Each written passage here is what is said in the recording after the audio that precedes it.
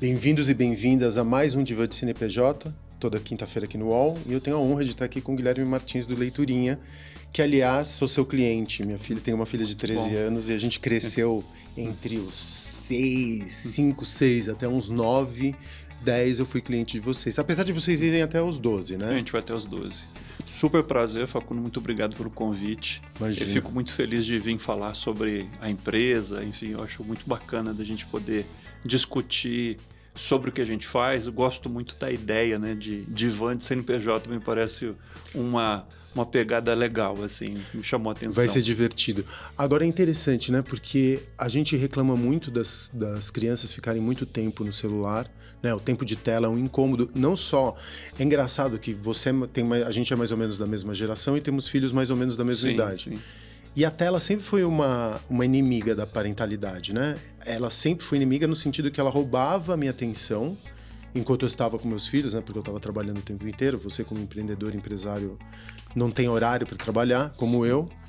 Então, a gente sempre teve uma relação tensa com as telas. E as crianças também, a gente se preocupava muito com esse excesso de tempo de tela. E leiturinha vem como quase um antídoto, né? Sim, a ideia da leiturinha, ela surge na época que eu tive a minha filha, que, né, chama Valentina, tem 15 anos hoje, em 2013, mais ou menos. Uhum. Meu sócio também tem filhos na idade parecida. E a gente estava discutindo um problema um pouquinho diferente, né? Falando o seguinte: o que a gente faz com as crianças que a gente poderia transformar num negócio? E por que veio essa ideia? Ele tinha uma empresa de software, né? Criava software. Você também trabalhava com... Eu trabalhava com software. Você é engenheiro de formação, sou engenheiro mecânico de formação na Unicamp. Mas aí a gente estava comendo uma pizza. Uma vez ele comentou que tinha feito um sistema para uma empresa que ia fazer um clube de assinatura. E a gente falou, a gente podia usar esse sistema para criar um negócio para criança. E o tema, a gente não sabia muito bem o que fazer. E uma das coisas que a gente percebeu é que um dos passeios, né, que a gente tem normalmente com criança é ir no shopping e na livraria.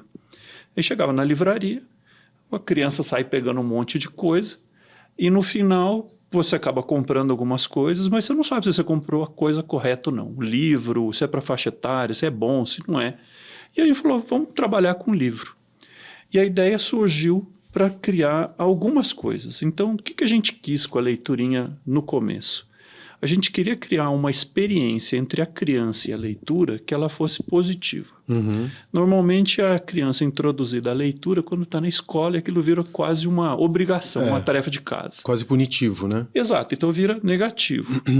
Quando a gente faz isso e a criança é pequena, né, porque a gente atende de 0 a 12 anos, aí o que era a ideia? Você ter um kit que chegar na casa, nome da criança, a primeira correspondência, ele vem embalado como um presente. A criança fala, recebi minha primeira correspondência. Quando abre, vem um livro dentro. No começo vinha também um brinquedinho. Sim. E uma carta para os pais. Por quê? Para cumprir o papel daquilo que a gente queria. Quer dizer, fiz uma seleção legal para aquela faixa etária da criança e vou criar uma experiência positiva. A criança não lê. O que vai acontecer?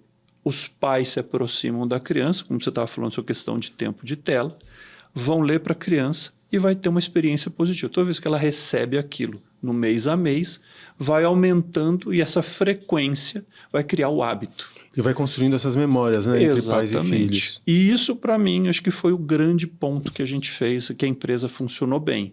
Óbvio que lá no começo a gente tinha um super medo do seguinte: quem que vai comprar esse negócio de uma empresa que ninguém conhece, que não sabe que livro que está ali dentro?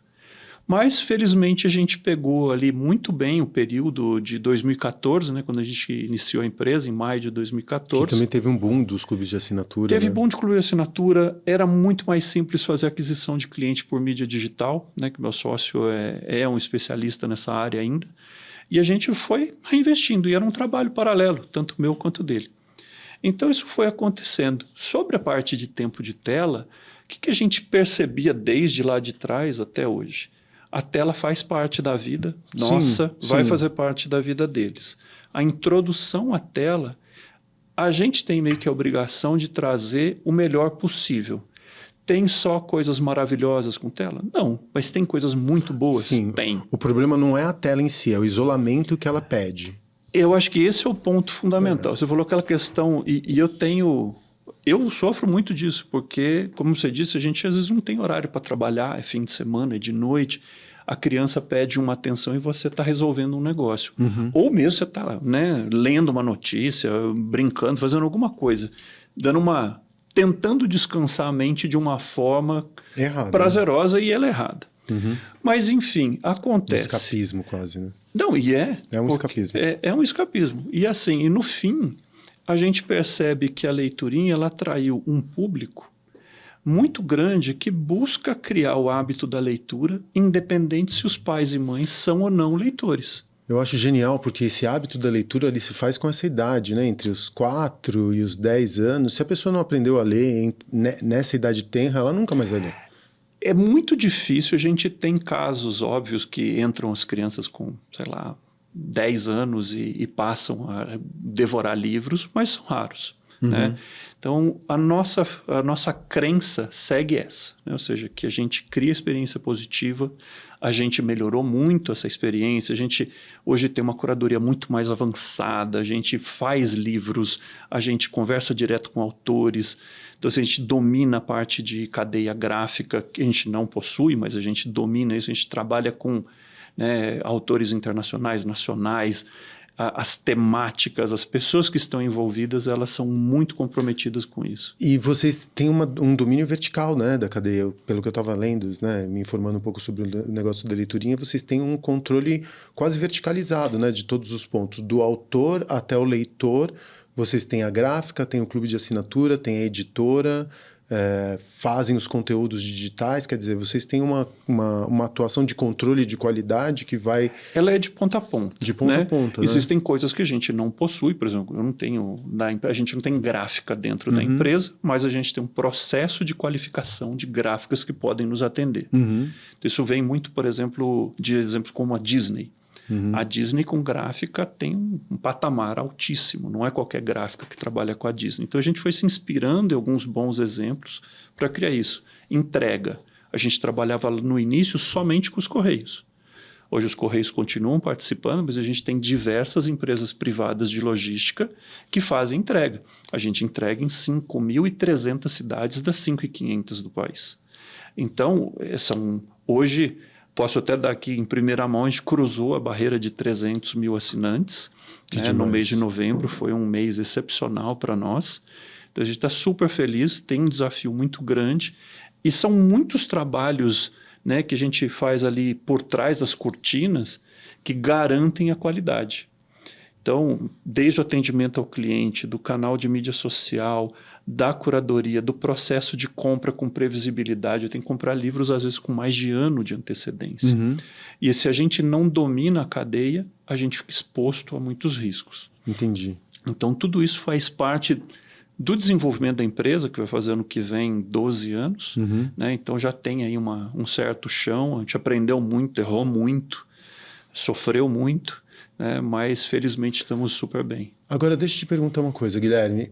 O que eu imagino que seja mais complexo no teu negócio é o CAC, né, que é o custo de aquisição de cliente, logística, muito provavelmente ela é complexa, apesar, né, de você trabalhar com parceiros terceirizados, mas eu acho que o ponto crítico do teu negócio deve ser o CAC, né, que tem aumentado o custo ao longo dos anos. Sim, não só o CAC, né? A gente tem o CAC e o churn, né? Essa é a o retenção. churn também, né? Porque essa criança completa 12 anos em algum momento e aí o leiturinha já começa a ser constrangedora até, porque ela não quer mais ser lembrada como uma criança. O que eu gosto, assim, quando eu falo com crianças, às vezes, né, que já passaram, eles falam, ai tio, eu amava a leiturinha, mas agora eu já sou grande. Né? Exatamente. E a gente pensa, né, como criar um produto mais para essa faixa etária maior. Que é muito carente, né? De coisas infanto-juvenis, é essa idade entre os 18 e os 13, você fica meio sem saber o que fazer, porque já não existe mais... As coisas de criança causam constrangimento e as coisas de adulto... Também não dá, às vezes, pra ainda. trazer. Então você fica... Agora, eu tô te fazendo essa pergunta pelo seguinte. Uma vez que você já tá dentro da casa da pessoa, que você já tem toda a logística bem estruturada, porque você mesmo disse que só 200 cidades do Brasil não recebem o kit, né? Por que você não expandiu a oferta de produtos para a família? Porque você trabalha com o pai e com a mãe, certo? Eles que são sua porta de entrada. Porque no final das contas você tem que ter cartão de crédito, imagino, né? Que você só faz com cartão de crédito ou Pix à vista. Sim. Então, por que uma vez que você já está dentro da casa da pessoa, isso não pode ser expandido para outros recortes curatoriais, vinis, outras maneiras de você criar assinatura?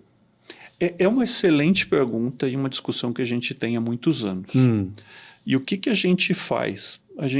Todo ano, normalmente, a gente tem um procedimento que é o planejamento estratégico para o ano seguinte ou até para 3 anos seguintes.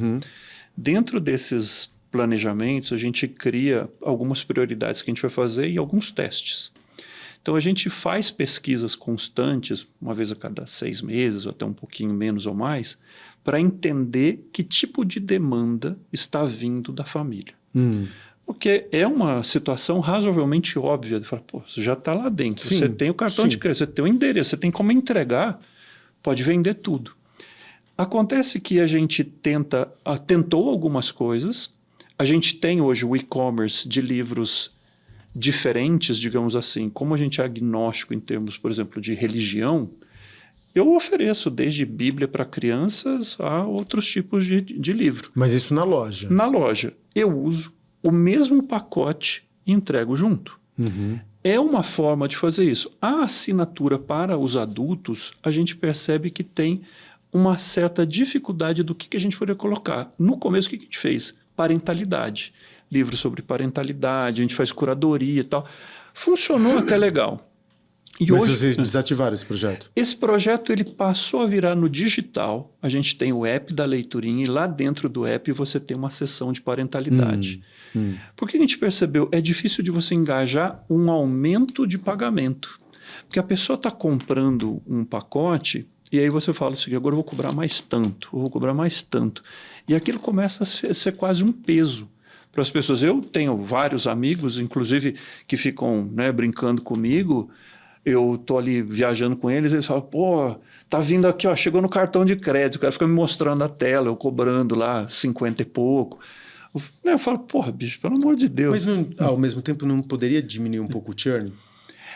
Sim. E aí o que a gente fez que funcionou muito esse ano? Começou ano passado e funcionou muito esse ano. A gente criou um conceito chamado Leitoverso. Um universo dentro da Leiturinha. E o que a gente faz lá dentro? A gente começou a criar categorias de produtos para a gente poder adicionar como assinaturas extras. Então, por exemplo, eu tenho hoje algumas categorias. Eu tenho o que a gente chama de fun, que vão brinquedos, que não só para criança, mas para família. Eu tenho outros livros, eu tenho produtos digitais, eu tenho cursos de inglês, eu tenho algumas coisas que eu estou colocando dentro desse negócio. Jogos já tem. Já tem. E aí o que a gente está fazendo? Eu já estou com esse produto chegando próximo a 10% de penetração na minha base. E isso está funcionando muito legal. Eu dar a opção para você, desde o começo, de você adicionar um produto, ou durante a sua assinatura, você fala, pô, tem mais alguma coisa? Eu vou ofertar. Então a gente vem fazendo o produto para a família. Eu já cheguei a pensar em pet, em carro, em viagem, em um monte de coisa. E a gente vai tentando verificar onde pega. Vai ter um lançamento de um produto que a gente quer fazer ali para frente, que são alguns benefícios atrelados a você ser sócio da Leiturinha. Você participa da Leiturinha, então você vai ter acesso a outras coisas com descontos. Então a gente está tentando trabalhar várias coisas que vai atender a família como um todo. E a partir do momento que você está rompendo esse molde do Leiturinha no diminutivo e está expandindo isso para um universo de possibilidades que tem a leitura como um ponto central focal para a família, você não pensou num rebrand? Pensamos. Mas é bem legal de ter essas discussões, porque são coisas que a gente não fala assim com pessoas externas normalmente, mas o que a gente já chegou a pensar? a marca para adolescentes. A gente já pensou numa marca para família. A gente já pensou o que é que a gente pode fazer, dado que a gente tem a capacidade técnica e operacional de fazer algumas coisas que não precisam estar amarradas com a leiturinha. Então, existe sim isso. A gente já trabalhou para outras empresas para fazer, para a gente poder permitir que uma empresa possa ter um clube de assinatura. A gente já fez testes disso. Eu consigo hoje, né, com o know-how que a gente tem encapsulado, eu coloco um produto a mais e crio um clube de assinatura. Exatamente, porque o grande diferencial que você tem é a curadoria, né? A curadoria é o ponto central, a estrutura central de todo o seu negócio. Exato. E se você vai trazendo curadores associados, você conseguiria ofertar também muito a gama de produtos. Sim, né? Vinil, por exemplo, vejo agora... Vinil é uma ideia muito legal, porque são nichos que sozinhos às vezes não fazem sentido. Lógico. Como adicionais fazem. Né? Então, acho que isso é um negócio... Tinha um pessoal em Londres que eu conheci que estava com um clube de assinatura de vinil. E a gente discutiu bastante. Aqui no Brasil tem alguns. Tem coisa, tinha aqueles negócio de cerveja, de vinho, que são razoavelmente grandes, né? Também a gente não quis misturar muito isso, acho que a marca não combina, então a gente precisa fazer sim um projeto. Por que às vezes a gente não coloca isso como prioridade? Pega, por exemplo, 2024. 2024 a gente conseguiu acertar a mão num formato de comunicação com influencers. Isso deu um salto de, né, que a gente chama de engajamento e awareness com o público muito grande. E aí o foco foi, cara, vamos colocar, vamos trabalhar nisso, vamos aumentar, vamos fazer esse negócio funcionar. E foi basicamente o ano inteiro.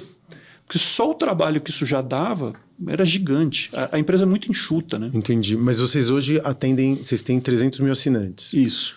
Num país como o Brasil, qual que você acha que é o teu limite máximo de penetração? Eu vou pegar o exemplo, o Gustavo, meu amigo, estava aqui com você algum tempo atrás, eu vi até o episódio, o Gustavo da Tag. Ah, sim, né? Da Tag, sim. Adoro ele. E aí a gente sempre se inspirou num número que vem lá do Círculo do Livro. Chegaram a ter 1 milhão e pouco de assinantes em 1980 e pouco. Então, assim, a gente pode chegar a esse número. Né? A meta nossa é chegar a esse número. Onde estão as barreiras atuais? Você tem desde barreira de preço, porque já tem uma parte da população que, se você for comprometer R$50 por mês, pesa, e é a maior parte da população. Aí você pega outra coisa, o tipo de produto. Nem sempre o livro é uma coisa que vai agradar 100% das pessoas. Então, assim, a gente vem buscando esse tipo de coisa através do Leito Verso para identificar nova tendência que a gente possa postar. Mas eu acredito que sim, existe potencial para bem mais do que a gente faz hoje. Eu fui assinante do Leiturinha numa época que minha filha era muito pequena e a gente sempre lia antes de dormir. Não sei nem se é o melhor momento para você ler, acredito que não, né? Porque você não está com a atenção lá muito dedicada ao livro. Mas em algum momento eu ficava olhando para aqueles livros falando, eu gostaria tanto que fosse em áudio, que fosse audiobook. Porque a gente eu tinha um outro podcast no Spotify que se chamava Maritaca. Que vocês já conhecem o Maritaca? Eu já ouvi falar assim. O Maritaca era maravilhoso, porque contava umas historinhas assim, e aquilo ia te fazendo entrar num transe do sono e você se apagava ouvindo Maritaca. Muito divertido. O audiobook dentro da tua estratégia? Ele existe. Na nossa história, né, você pega desde a fundação, a primeira fase que a gente vendeu um pedaço para a Movile, que era dona de Play Kids, é dona do iFood e tudo mais. A estratégia que a gente teve em conjunto era juntar o aplicativo Play Kids com a Leiturinha e criar produtos a partir dali. Audiobook hoje dentro do aplicativo da Leiturinha já está disponível, a gente tem alguns, não é o completo catálogo nosso, mas está lá. A gente tem algumas coisas que a gente já testou. Fiz uma coisa muito legal uma época que era você pegar uma história narrada pelo seu avô ou pela sua mãe e colocar para a criança escutar na voz dela. A gente chegou a fazer alguns testes que são coisas muito legais. E hoje, com a inteligência artificial, daria para fazer melhor simples, ainda. Então, se tem muitas coisas que ainda são possíveis fazer. E tem uma outra coisa que é a personalização. A gente, daqui a pouco, a gente vai começar a trabalhar com algumas coisas mais personalizadas. Tipo o quê? pensa nesse audiobook. Se o audiobook eu controlo, eu tenho o direito autoral da história, eu posso trocar o nome do personagem, eu posso adaptar a cidade onde ele mora, o gosto que você tem. Mais além a voz, né? A voz, eu posso pôr a sua voz, eu posso pôr uma voz de terceiro. E aí você tem um negócio diferenciado, né? Você tem um negócio ali que vira o seu. Eu escutei do jeito que eu queria, mudei e fiz e aconteci. Porque de repente o produto é esse e o livro, ele é como a capa do vinil, né? Um objeto físico, quase totêmico, que é aquela coisa que você usa de uma maneira ritualística, mas está ali, enquanto que o conteúdo... Eu, por exemplo, sou fã de Kindle. Para ser sincero, eu sou fã de e-book, assim, me permite ler mais, ler em qualquer lugar e tudo mais. Faz muitos anos que eu compro os livros, mas eu baixo o e-book. Quantos são os livros que vocês lançam por mês? A gente tem 7 categorias. Funciona um pouquinho diferente. É assim, a gente tem 7 categorias de faixas etárias. E aí eu tenho até 2 livros por faixa etária, seria o processo padrão. Então, 14 livros por mês. Tá, que é o... Mas aí você tem... Eu assinava o Uni. Você tinha o Duni, e o Duni você pode ter 2 livros de diferentes faixas etárias. Ou você tem você tem, sei lá, um casal de gêmeos e você quer para eles individual, você pode ter os 2, você pode ter 2 crianças de idade separada, você pode ter uma criança com 2 livros para a mesma idade. Entendi. Então a gente trabalha isso. Nesse caso, seriam 14 vezes 12, vai dar, sei lá, 170, alguma coisa. Só que é mais. Porque tudo que eu vou fazendo de curadoria ao longo do tempo, e eu compro com antecedência, esses livros vão sobrando. Quando sobra e eu não atingir a venda total, eu consigo encaixar dentro de clientes novos que ainda não receberam. Então a gente vai montando esse quebra-cabeça para poder ter uma otimização daquilo que a gente manda. A gente tem o controle de tudo, mas eu faço distribuição de, não vou dizer que uma centena, mas pelo menos uns 50 títulos diferentes por mês, que a gente já trabalhou, mais os novos. E qual que foi a vantagem de você ter a sua própria editora? São várias. Financeiras, antes de mais nada, porque você está cortando o middleman, né? Exato. Financeira, ela é bastante óbvia. Tem a parte de curadoria, porque às vezes o que acontece? Eu não vou cruzar uma editora, eu não vou roubar um autor de ninguém. Um autor de literatura infantil, quando trabalha com uma editora comum, né, tradicional, o que ele faz? Ele tem que apresentar a obra, a editora vai ler e entender se aquilo é um livro que eles vão apostar e colocar no canal tradicional comercial. Eu não. Eu olho o livro e falo, eu gostei. Ele fala, olha, esse livro foi rejeitado. Tá bom, então vamos combinar aqui e a gente faz um negócio com você. Me dá também a possibilidade de bater na porta desse autor e falar, eu encomendo um livro. Eu quero um livro sobre medo para crianças de 3 a 4 anos. Eu quero que a ilustração siga esse roteiro. Eu quero que o formato do livro tenha esses detalhes. Uma coisa que eu vou te perguntar agora que é polêmica. Inteligência artificial. A gente não usa para criar os livros. Tá, mas isso por uma questão... É uma questão filosófica tua? Porque tem um monte de livro que está sendo criado por inteligência artificial. Qual que é... Você tem uma grande... vamos pensar da seguinte maneira. Eu estou pensando, me colocando no teu lugar. Você tem uma grande base de dados de livros que foram distribuídos ao longo de 15 anos, certo?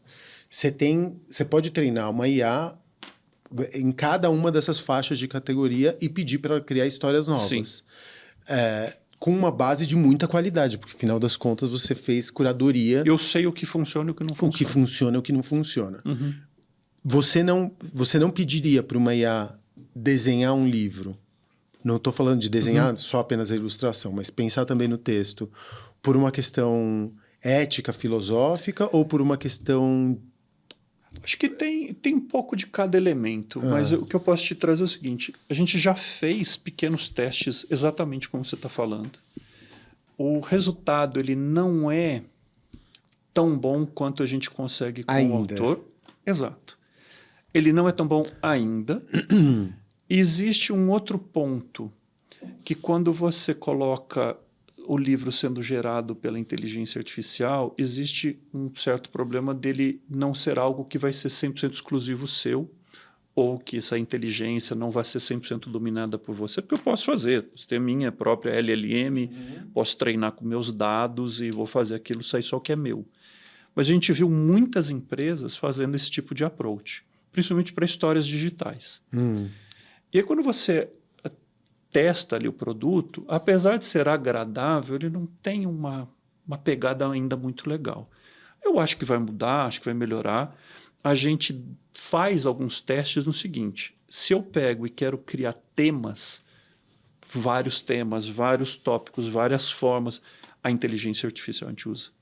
E aí eu pego esse negócio e aí eu vou tentar encomendar os livros. Eu posso trazer também, a gente tem um projeto de ghostwriter, que a gente às vezes vai fazer alguma coisa onde o autor não precisa ser uma pessoa conhecida, que abre um espaço no futuro para a gente fazer isso.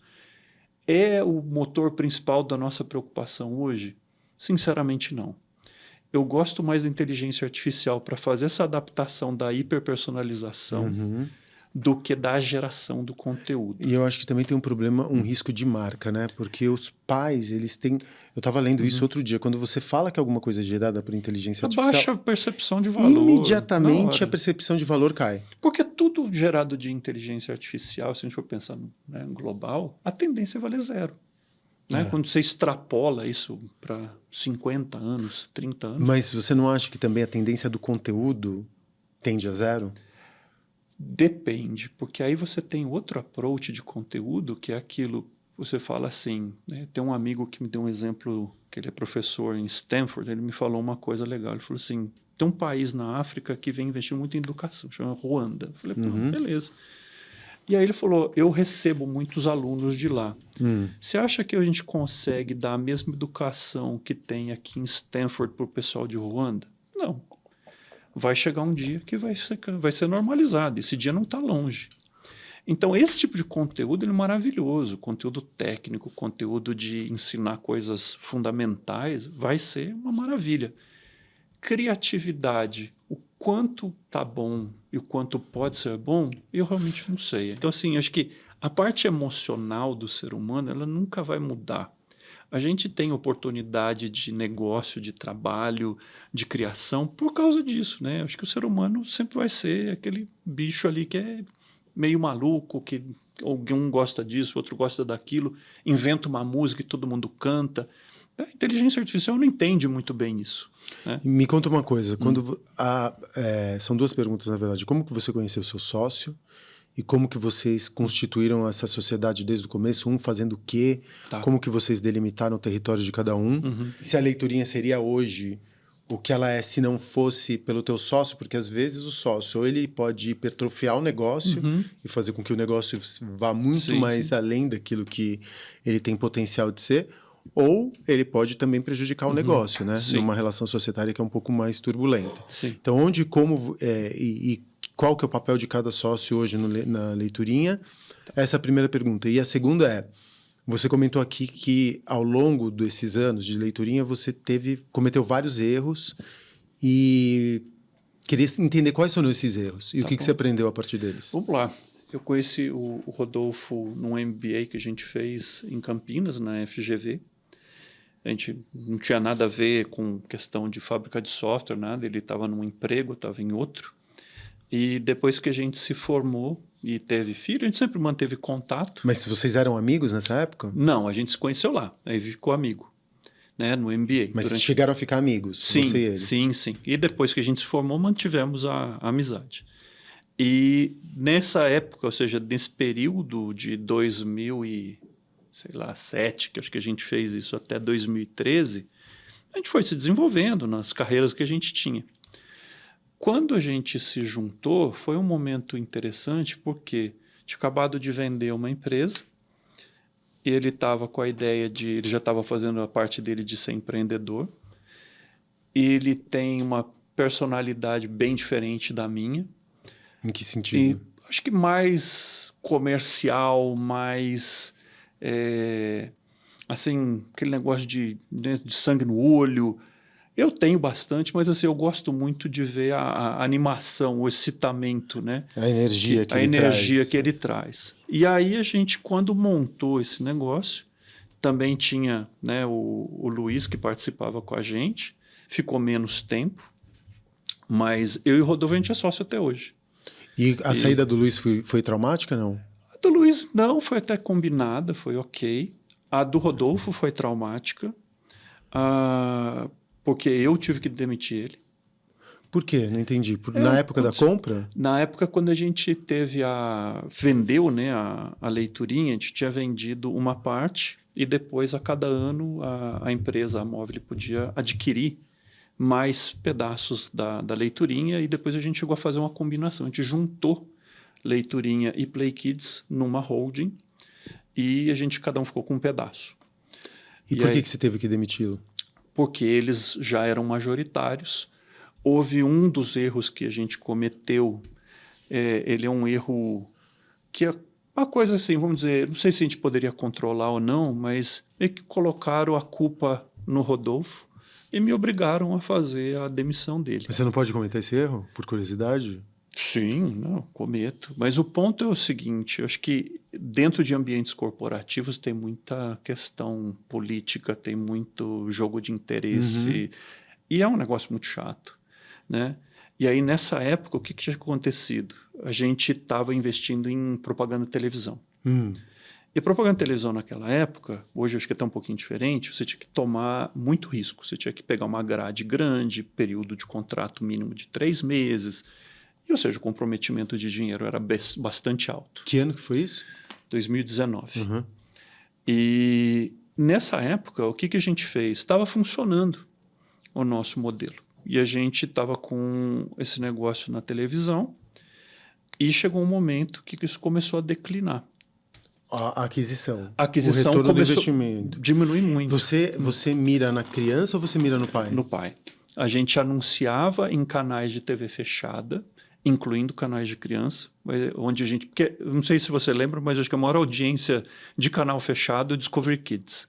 Não me lembro Então, disso. esse é um negócio muito doido e era o canal principal para nós. Mas a gente sempre fala, né? O produto nunca é assim, compre batom, faça não sei o quê, aquele tipo de coisa, eu tenho, você não tem. É uma propaganda, já existe muito controle sobre isso, né? Então, ali a gente sempre passava, tinha a parte de permissão, tudo aprovado. E aí o que aconteceu? A gente botou aquela grana comprometida, não começou a retornar. O caixa da empresa, a gente, como faz a assinatura, você consegue antecipar a caixa dos futuros recebíveis para você financiar algumas coisas. Isso é... Cara, aí foi aquele negócio, né? Virou a bicicleta estava andando, enfiaram um pedaço de pau na roda da bicicleta. Travou a empresa? Aí o nosso controlador falou que não ia botar o dinheiro. Aí eu falei, tá bom, então eu ponho. Mas aí você diluiu o controlador? A gente fez um empréstimo, a gente não diluiu. Você emprestou? E quando eu falei que ia pôr o dinheiro, eles colocaram outra parte do dinheiro. Entendi. E isso gerou um trauma gigante. A gente teve a aprovação do controlador. Depois o controlador acabou falando que não tinha aprovado. Foi uma história, ficou meio sem pé nem cabeça. Para manter a empresa flutuando. Exato. E aí eu cheguei, recebi uma ligação. Pô, você tem que demitir o fulano, não sei o que. Eu falei, cara, não dá. Liguei para ele. Falei, cara, é isso que está acontecendo. Estou extremamente desconfortável de fazer isso. Mas a gente tem que pensar no seguinte, se eu sair também, porque eu pensei em sair junto. Eu falei, se a gente fizer isso agora, eu sair, eles vão jogar essa empresa para o barranco e não vai funcionar. E eu continuo até hoje. Então a empresa passou, apanhamos muito aí. Mas o Rodolfo, ele continuou... Ele continuou como executivo, sócio. Só que saiu saiu como executivo, mas continuou como sócio. Sim. E, cara, vocês eram muito amigos? A gente, sim, era bem, assim, viaja junto, tudo. Foi um trauma, cara. Isso foi foda. E isso abalou muito a amizade de vocês? Cara, durante um tempo, assim, a gente, né, acho que até essa ficha cair, esse negócio de entender, da gente vender de novo a empresa para outro grupo. Quem vendeu foi a controladora da época. Isso, juntos, vendeu né? Play Kids. Play Kids e leiturinha. Então você vendeu 2 vezes. Sim, e a gente criou uma empresa no meio, chamada Afterverse, que é uma empresa que criou um jogo que ficou muito famoso, que chama PKXD. Porra! Que a gente criou lá dentro. E esse jogo, poxa, chegou a ter 50 milhões de usuários. Minha filha jogava PKXD. Eu me lembro de jogar PKXD com Então, ela. e é um jogo super bacana. Você falou de É de tempo Play Kids? PK vem de Play Kids. Agora eu entendi por que vem de PKXD. E o mundo é tão doido que hoje eu e o Rodolfo, a gente comprou essa empresa de volta. Vocês compraram do segundo controlador. Exato. Que doido, cara. E então, assim, cara, uma loucura aí que a gente tem. Mas eu acho que depois disso passado, né, dessa parte de trauma e tudo mais, graças a Deus a gente voltou a ter uma ótima relação, continuamos sócio em outras coisas. Você perguntou de outros erros. Cara, expansão muito rápida. Assim, às vezes fazer coisas sem muita... que aquela onda que tava, aquele negócio de growth a todo custo e toca o pau. E eu nunca fui assim. Eu sempre fui um cara mais do... aqui funciona, dá para dar tanto de dinheiro, vamos gastar um pouquinho, aprova aqui, aprova ali. Eu também sou assim, mais não conservador, mas menos impulsivo. E aí você imagina, em 2019, deu esse pepino, tive que colocar dinheiro. A empresa também colocou. A gente ficou com esse negócio e falou, agora para com a brincadeira de gastar e vamos fazer, começar a dar dinheiro. Aí entra a pandemia. Começo da pandemia, a gente chegou a vender, cair a venda, sei lá, 60%. No começo, as pessoas pararam. Aí depois em abril, maio, né, que eu acho que foi em março que deu aquela Por que parada. elas pararam? Cara, não sei, teve um medo geral aí. Aí em abril começou a vender. Porque ninguém tinha mais acesso a nada. Sim. E aí começou. E as crianças estavam em casa, os pais estavam em casa. Exato. Dá um livro para essa criança para ela parar de encher o saco e me deixar trabalhar aqui no home office. Exato. Então, assim, acho que fizemos isso. A gente já errou muito com produto. Eu tive problemas, enfim, operacionais grandes que foram, né, graças a Deus, resolvidos. Mas esse erro que você falou, que foi o primeiro erro que custou ali o Rodolfo nessa relação, foi o fato de você ter investido Ele era o diretor de marketing. Entendi. Então ele investiu muito dinheiro num canal de aquisição, que era Discovery Kids, e esse dinheiro não teve ROI. Não teve ROI. Então, o ROI foi baixo, demorou muito, descasou o fluxo de caixa. Mas era muito dinheiro assim? Porque eu não imagino que Discovery Kids... Para nós, na época... Era um bom dinheiro, não vou lembrar exatamente a quantidade que a gente tinha alocado. Mas que ordem de grandeza? Em alguns milhões. Entendi. Alguns milhões. Então, a gente passou esse perrengue ali. Cara, o que mais? Poucos, né? Poucos erros traumáticos. Eu acho que questões de curadoria. No momento que você estava negociando o Leiturinha, na primeira negociação, essa primeira negociação foi tranquila? Aquela de 2016? Foi sim. Acho que foi uma negociação muito friendly, vamos dizer assim. A gente conseguiu trazer o que a gente queria. A gente conseguiu aplicar uma fórmula sobre o crescimento do negócio. Então, acho que foi super fair. E aí, na segunda venda, você participou também? Participei, mas esse eu fui basicamente, como se diz, dragged, que seria o arrastado. Né? Então, eu queria vender também. Tag along, né? E aí, eu queria vender também, óbvio. E fui para outra empresa. E eu peguei, sempre como CEO de Leiturinha? Sim, eu peguei a minha participação que eu tinha antiga e transferi para novas ações naquela empresa que acabou comprando, só que eu passei para o portfólio total. Então foi o movimento que eu fiz e estou lá, vou fazer 4 anos em fevereiro. E quando que você, Rodolfo, tomou a decisão de recomprar a empresa? 2023 a gente entrou em contato no fim e a gente finalizou o negócio em junho de 2024. E por que vocês fizeram isso? Porque a gente via uma perspectiva que acontece o seguinte, essa ex-controladora, eles tinham várias investidas. A maioria dessas investidas, ou elas foram absorvidas por algum negócio, ou elas foram desligadas, enfim, N situações. Porque o grande foco ficou sobre o iFood. E legal, acho que a estratégia deles, mega empresa, né? Então, de parabéns. Agora, o ponto é, a gente acabava ficando meio sem prioridade. Então, a ideia foi conjunta, vamos vender. E nessa época, a gente ia vender as 3 empresas. incluindo a de jogos. E no fim, como ela estava crescendo muito, chegou assim a ter o faturamento, passar o faturamento da Leiturinha da época, em alguns meses. Foi decidido por eles de que não seria feita a venda das 3 empresas, e sim por duas empresas. Eles ficaram, então? Ficaram. E aí tentaram, colocaram outras pessoas, a gente ficou como sócio minoritário, tentaram várias coisas. Infelizmente, não funcionou tão bem quanto queriam. E no fim das contas, ficou um negócio que não interessava mais a eles. Mas a ideia de uma recompra partiu deles ou foi Da tua? Da gente. Não é uma coisa comum, né? A gente fez, explicou, enfim, temos uma negociação também friendly que a gente fez e eu acho que todo mundo está feliz.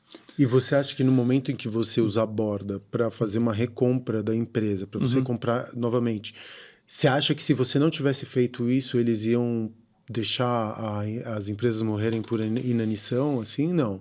Acho que depende, eu não sei, depende do que acontecesse, mas a situação não estava muito boa, né?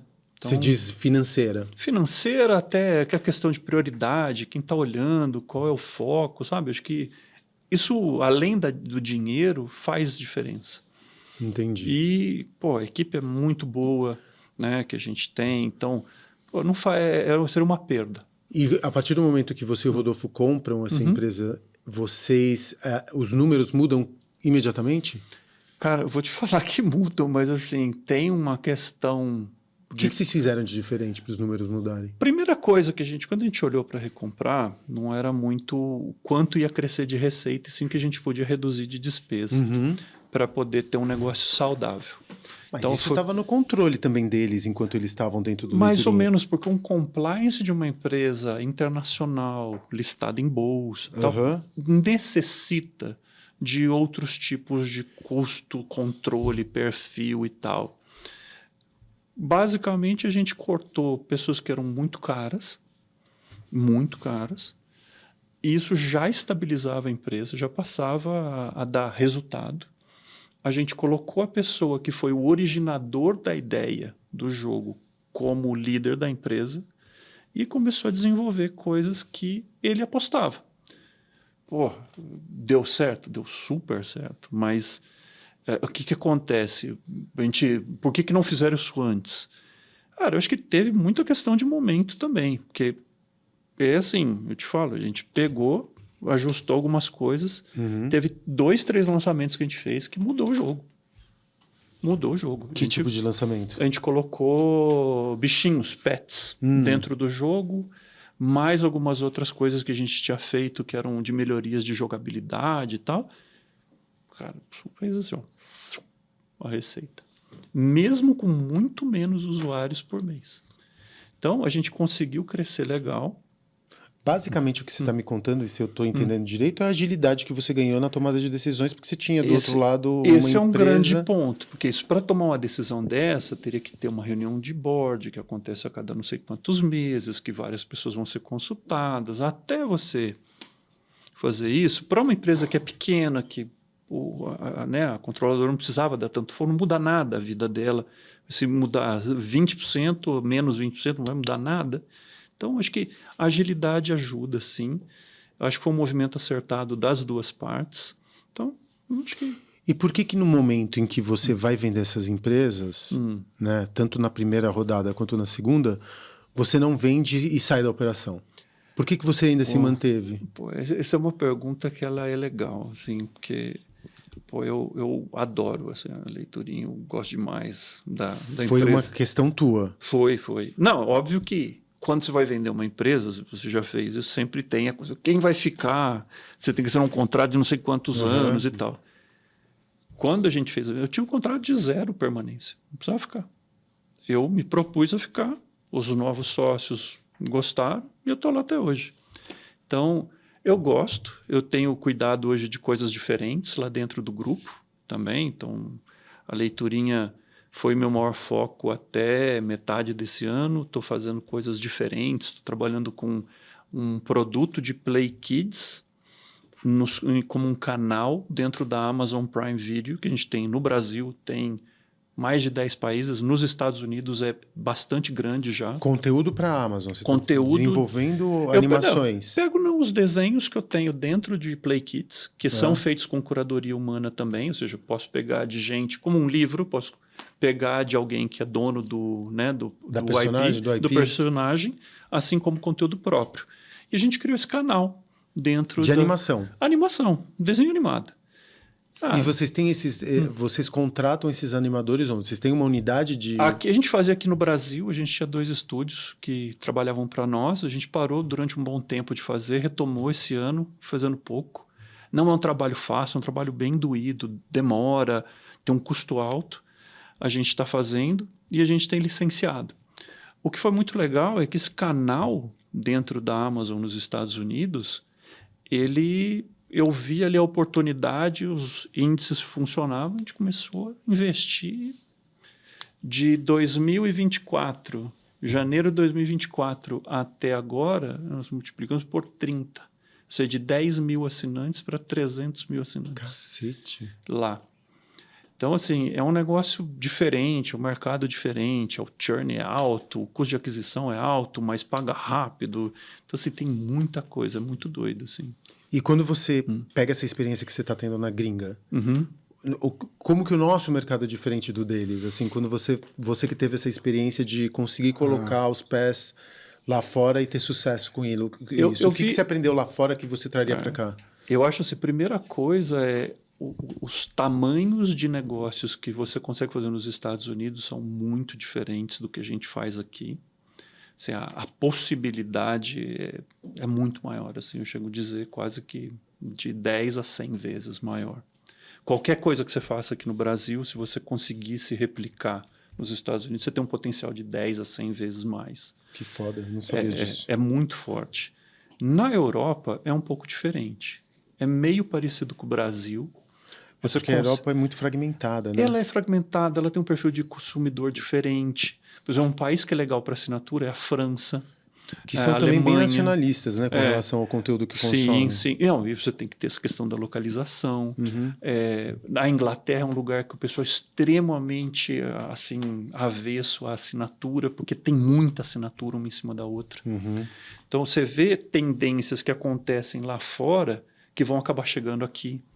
Então, por exemplo, essa movimentação que está acontecendo, não sei se você viu, Disney de Plus com, acho que agora era Hulu, que são 2 canais.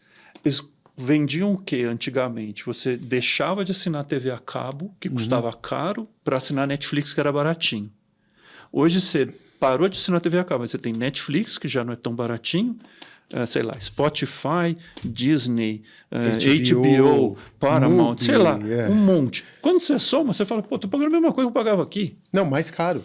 Aí, o que eles começaram a fazer? Se juntar, quem pode se juntar, tirando a Netflix, que é um monstrão, né? Começaram a se juntar e as ofertas agora são um preço mais barato convidativo com o bundle do que... Por quê?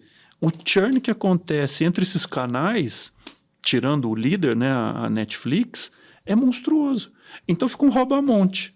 Entendi. Você lança uma série aqui, o cara deixa de assinar esse para assinar aquele, acaba a série aqui, ele volta para esse, e você está gastando dinheiro todo mês para adquirir cliente.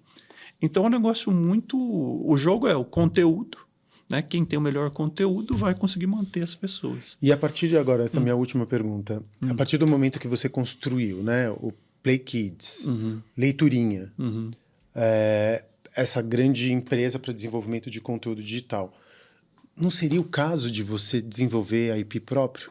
Sim, a gente tem. E tem inclusive se baseando no que a gente fazia no passado, porque uma coisa que acho que Play Kids fez muito certo antes da gente entrar foi criar os IPs próprios. E isso deu muito certo.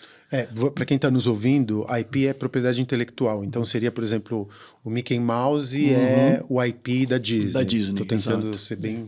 a gente criou um desenho usando os personagens que a gente criou, né? Então, sim, a gente está voltando a fazer isso. Eu estou mais animado com a questão, por exemplo, inteligência artificial para desenho animado é uma coisa que me atrai. Porque daqui a pouco esse negócio vai funcionar legal. Ainda não está legal. Cara, tá já muito próximo do ideal. Não a questão de qualidade, a questão de velocidade das ferramentas, do que você tem que amarrar. Então, assim, acho que está faltando ainda um pouquinho para você ter uma esteira um pouco mais confiável. Se a gente pegasse, só investisse em cima disso, acho que dá para fazer. Mas é um trabalho bem forte. Então, eu não sei se hoje vale a pena a gente investir nessa esteira ou esperar um pouco mais os modelos melhorarem. Você já pensou em comprar IP de alguém? Já. A gente olhou alguns já. Quais?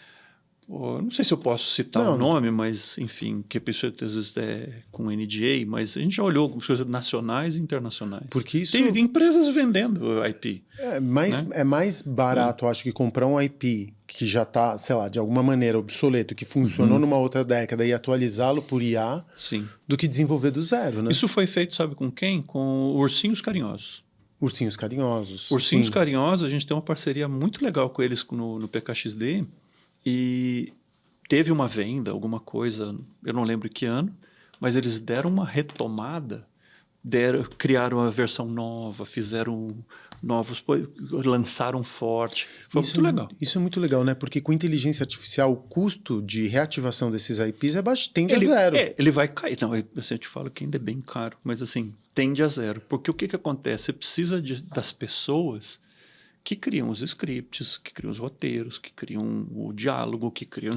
Então, ainda isso não está refinado o suficiente, entendeu? Mas acho que aí tem uma camada de... Quando você está... Eu, pelo menos, penso dessa maneira. Quando eu estou vendo, por exemplo, uma animação, que eu sei que é uma coisa que tem um labor manual, um artesanato muito... Tinha, né? Hoje em dia já imagino que não tenha mais, porque você trabalha com software para animação pelo menos há 20, 30 anos. Sim. Então a camada de resistência é muito menor. Né? Você não vai ver um filme, um IP da DreamWorks hoje em dia e vai falar assim, isso aqui foi desenhado no acetato e animado no acetato. Isso não acontece mais. Então já tem uma coisa, você já sabe que tem software e hardware envolvido. Para você colocar IA não faz muita diferença, entendeu? Eu acho que a resistência aí seria um pouco mais baixa. Eu acho que o futuro que a gente tende a ver é uma... Como é que eu posso dizer? Como se a gente espalhasse, né, dispersasse a possibilidade de cada pessoa quase fazer qualquer coisa.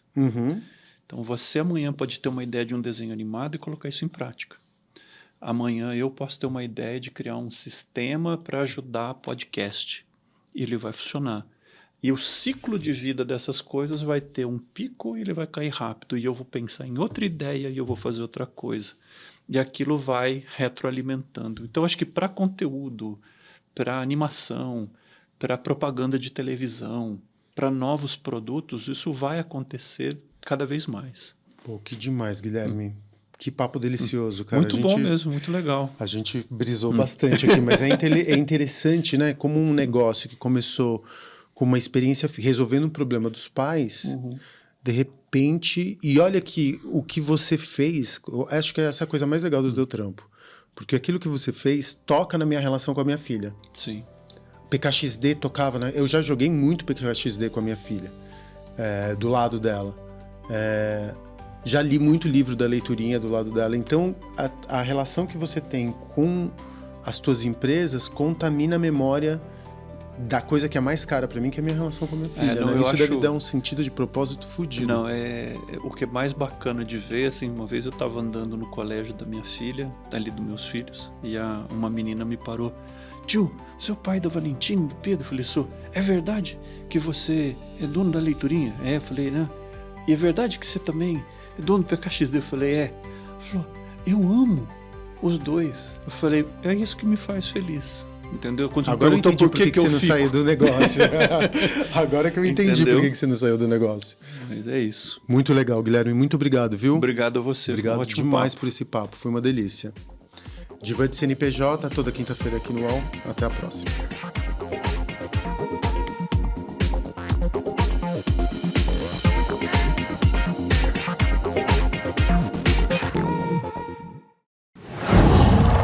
UOL.